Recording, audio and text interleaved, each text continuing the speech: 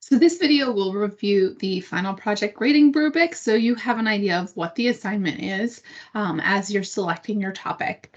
So the general idea here is that you are going to pick a topic in social psychology, relate it to some kind of real-world topic, and then create a narrated PowerPoint about the research on your topic and how it relates to the real world. So you're going to need to start with a thesis. This doesn't need to be earth-shattering or new. It just needs to give your presentation some direction. So your thesis needs to be some kind of an argument. So it can't be, this presentation will be on confirmation bias. But it can be something as simple as confirmation bias can influence jury decisions. Okay, so nothing earth-shattering, but just kind of explaining what you're going to argue. So make sure you have a slide that explicitly states that. And then you'll review the research. So you want to pick a construct in social psychology that has research on it. You want to define what this construct is and explain the research that's related to it. So if I were doing confirmation bias and jury decision, I would get on EBSCO and look for research articles on confirmation bias. And the goal of this part is to kind of summarize, where is the field on confirmation bias? What do we know?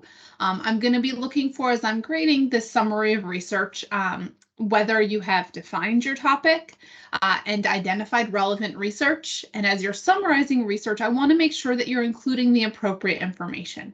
So it's really important as you're describing research that you have kind of explained what the topic is that they're studying, very brief summary of the methods. So you don't need details about how many people participated or what state they lived in.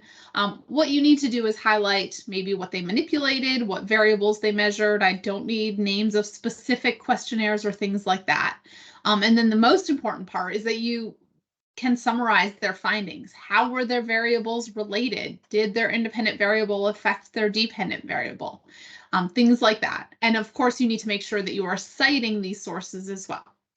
So that first, the bulk of your presentation is going to be that review of research on your topic.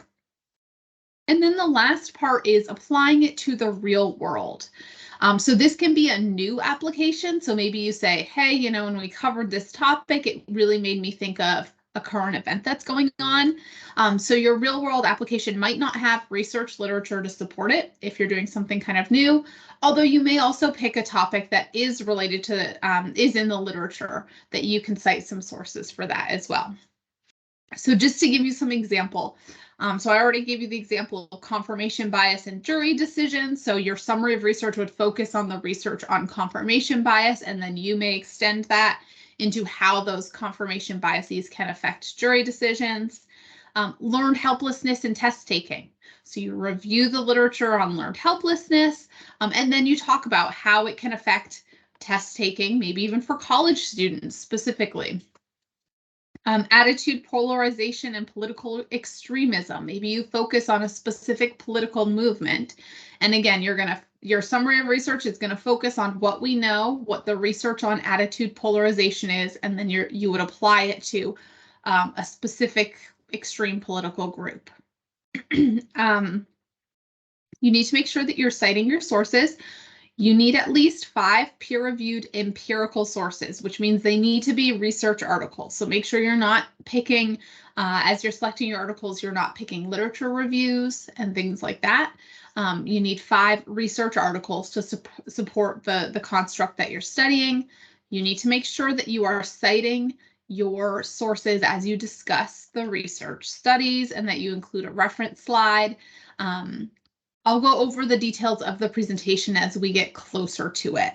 But generally, you should have about 8 to 10 slides, and your presentation, which will be recorded in PowerPoint, and again, I'll have a video describing how to do that.